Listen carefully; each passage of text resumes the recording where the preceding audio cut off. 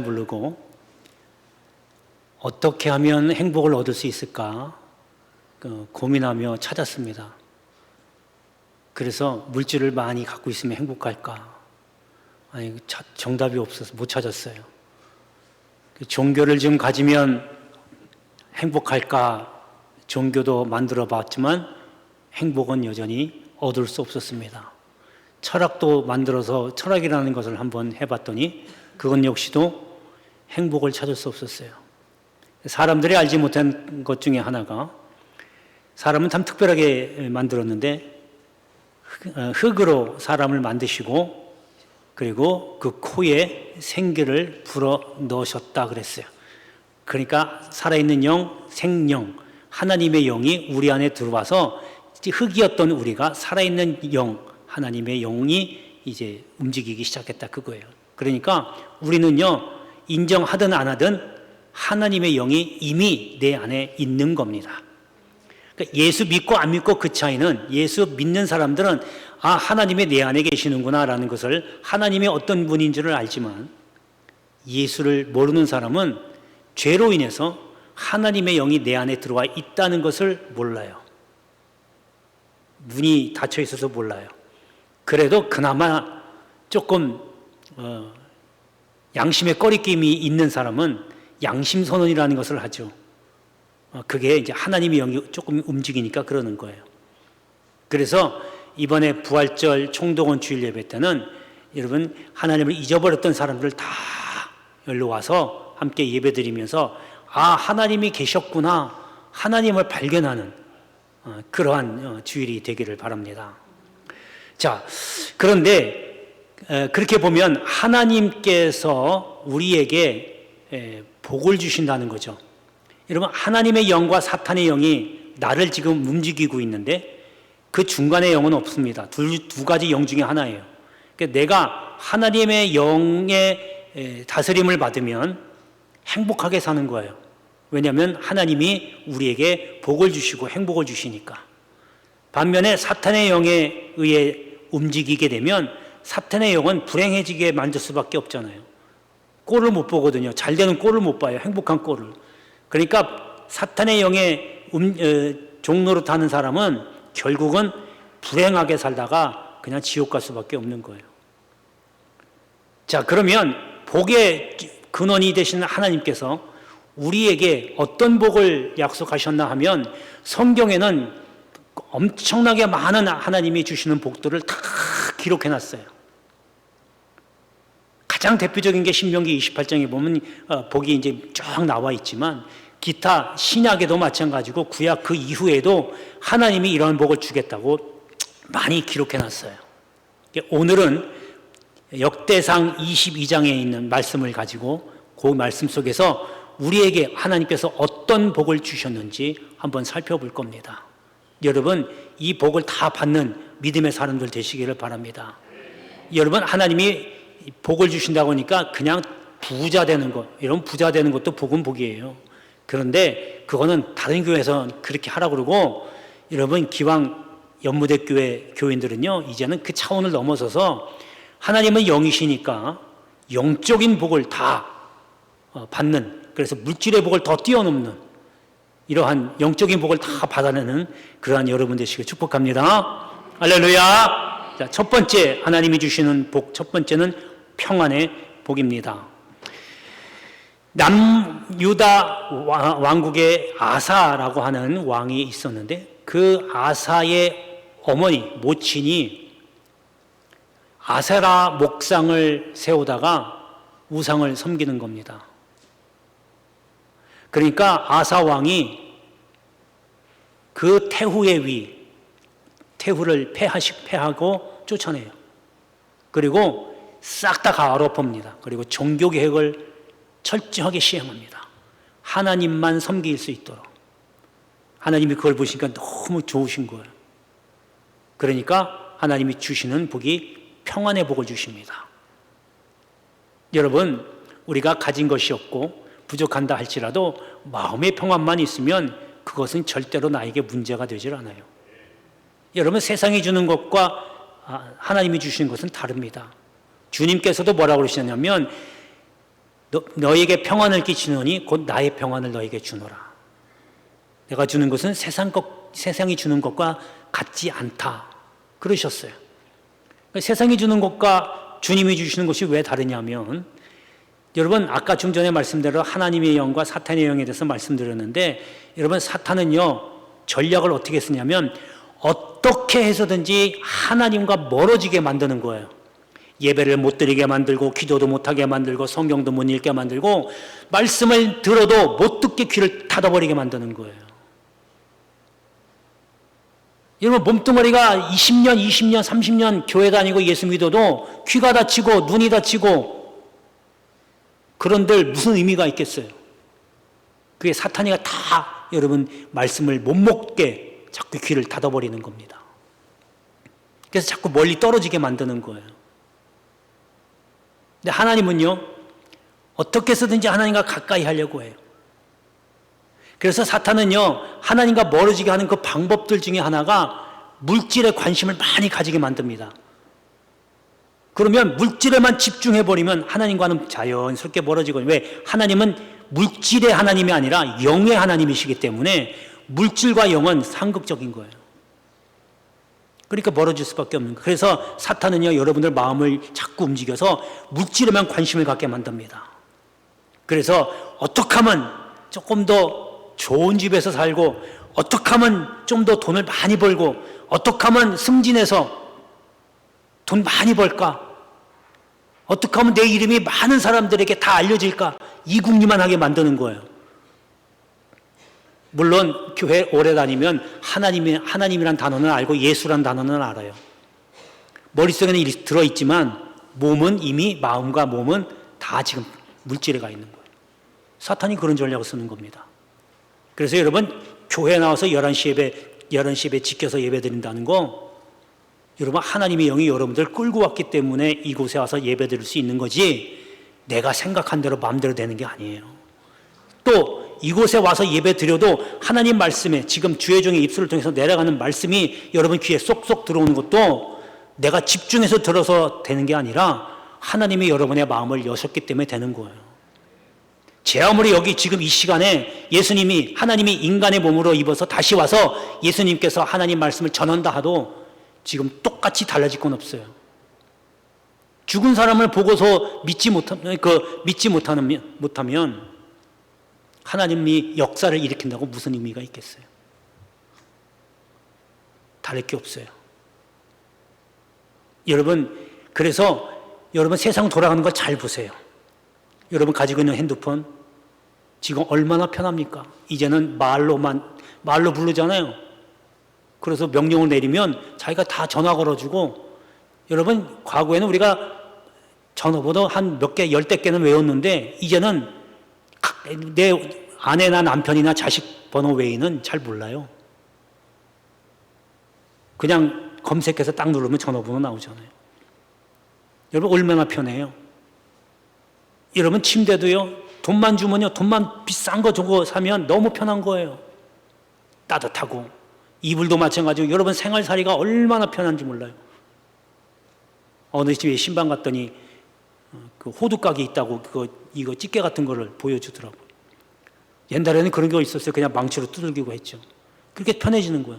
왜? 물질이 많으니까 몸이 편해지는 거예요. 사탄이가 노리는 거예요. 거기에만 집중하라고. 그러나 하나님은 물질을 다스리기 때문에, 물질도 하나님이 복을 주시지만 그보다 영적인 것에 하나님의 관심이 많기 때문에 영적인 복을 허락하여 주시는 거예요. 그래서 육신의 편안함, 세상은 육신을 편안하게 만들지만 하나님은 우리에게 마음을 평안하게 합니다. 할렐루야, 할렐루야. 여러분 물질도 좋지만 여러분 우리 연무대 교인들만큼은 물질보다 더 뛰어난 하나님의 영적인 평안함을 다 받게 되기를 축복합니다. 자, 이제 본문으로 보겠습니다. 9절에 보면, 보라, 한 아들이 내게서 나리니 그는 온순한 사람이라 내가 그로 주변 모든 대적에게서 평온을 얻는다. 그리고 그 다음에 평안을 얻는다 그랬어요. 계속해서. 그러니까 여러분 이게 뭐냐면, 다윗이 이제 하나님의 성전을 지으려고 했는데 하나님께서 너 성전 못 짓는다. 왜요? 너 전쟁 너무 많이 했어. 그리고 여기에 보면 잘못 오해할 수 있겠지만 피를 많이 흘려서 못 지어 그게 아니라 다윗 때에는 주변에 대적들이 많았던 거예요. 그래서 하나님의 교회가 그런 가운데선 세울 수 없다라고 하는 의미입니다. 다윗이 전쟁 많이 해서 피 흘렸다는 얘기가 아니에요. 그러면 솔로몬은 피 안 흘렸냐요? 솔로몬도 피 흘렸죠. 여러분, 근데 솔로몬 때에 하나님께서 태평을 주신대요. 평안을 주신대요. 그때에 성전 건축하라 그거예요.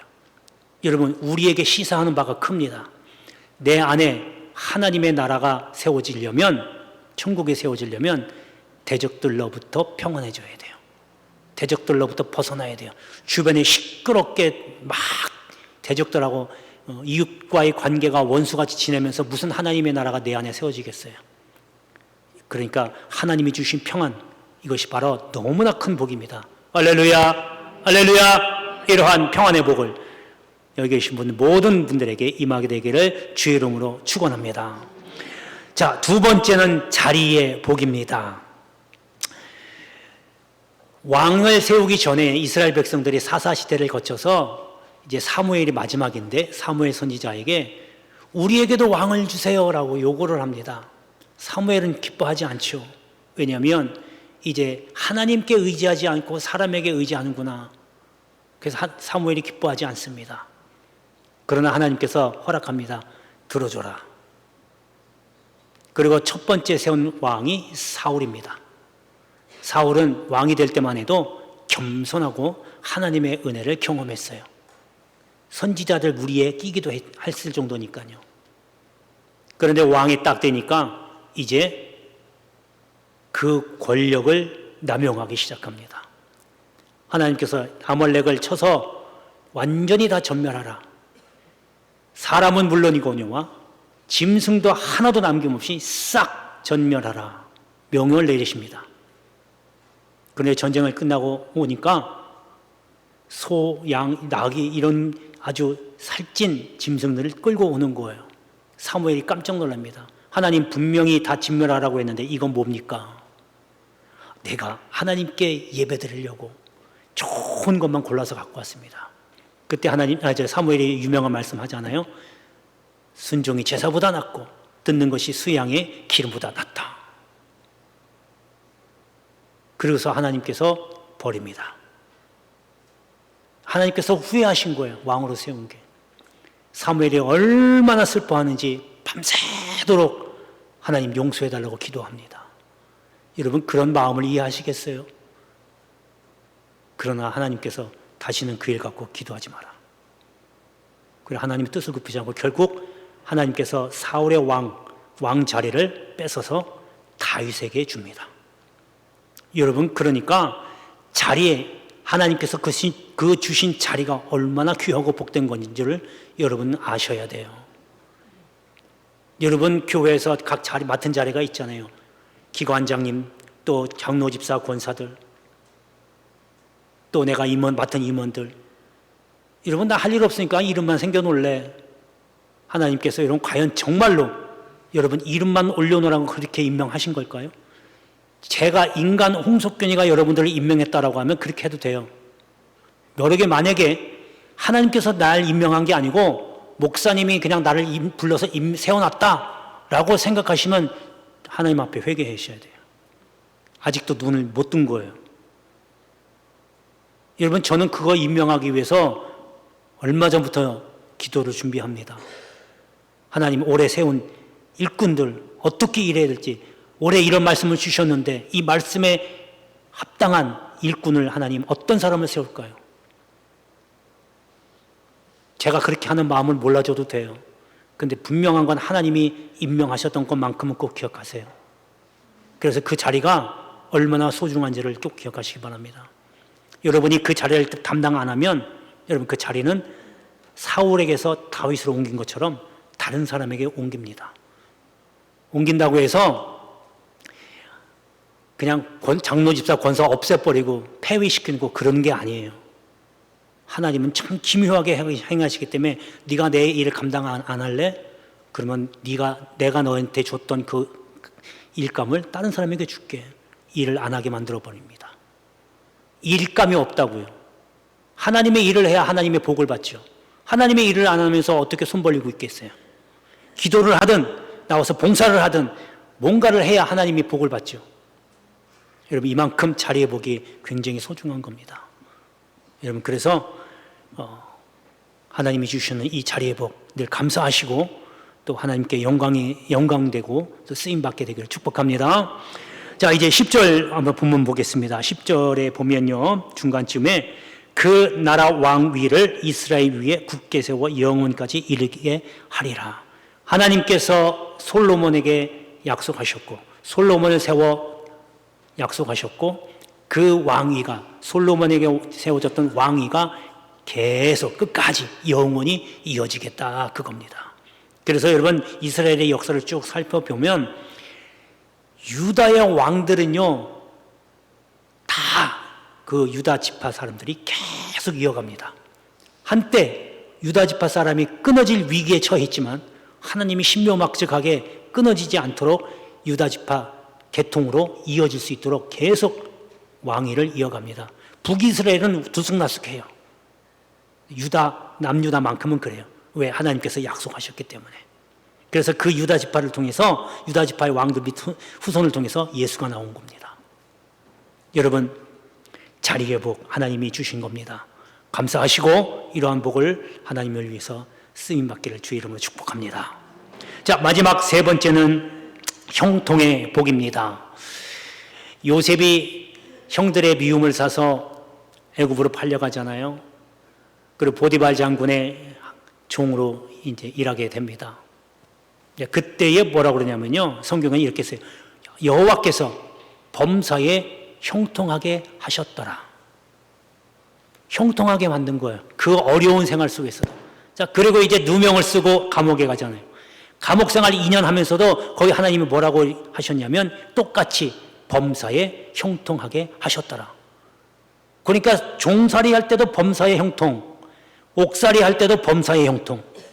하나님이 요셉을 형통하게 하셨다는 거예요. 요셉의 입장에서 보면 억울하고 힘든 고통, 나날들을 계속 지금 몇 년간 보내는 거 있는 거거든요. 여러분, 우리도 마찬가지입니다. 어려운 생활, 힘든 거 있다 할지라도 하나님이 여러분의 범사에 형통하게 하시면 그게 고통이 오히려 복이 됩니다. 여러분, 요셉은 그러한 그러한 과정을 겪고 나서 총리가 됐잖아요. 그래서 하나님이 계획하신 일들을 이루셨거든요. 그게 뭐냐면 곧 복의 길이라는 거예요. 그 과정이. 여러분, 그러니까 하나님께 고통을 호소하는 것도 좋지만 하나님, 저희도 형통하게 해달라고 기도하십시오. 형통이라는 건 뭐냐면요, 엉킨 실타래를 하나씩 다 풀어내는 것, 그리고 막힌 것을 뚫는 것, 막힌 게 뚫리는 것, 이게 형통입니다. 여러분 자녀들에게도 이런 형통의 복이 있어야 되잖아요. 할렐루야, 할렐루야. 여러분, 그러니까 기도하셔야 돼요. 하나님 형통의 복, 이게 가장 참 귀한 겁니다. 자, 이제 본문을 보겠습니다. 본문에 보면요, 11절의 중간쯤 보면 내가 형통하여 이렇게 됩니다. 지금 다윗이 솔로몬에게 이야기하는 거예요. 솔로몬에게 하나님이 이렇게 말씀하셨다라고 지금 얘기하는데, 내가 형통한다. 솔로몬, 네가 형통할 것이야 라고 얘기하면서 13절에 또 한 번 얘기합니다. 모든 규례와 법도를 삼가 행하면 형통하리니.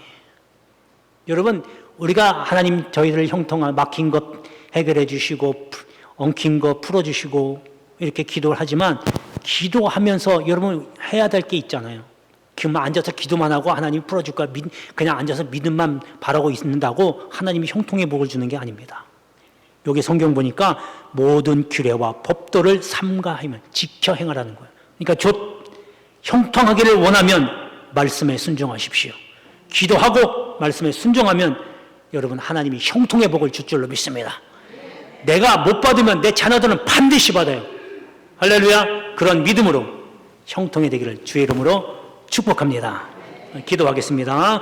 은혜로우신 아버지 하나님, 감사합니다. 복의 근원은 하나님이십니다. 저희들의 행복도 하나님이 주시는 겁니다.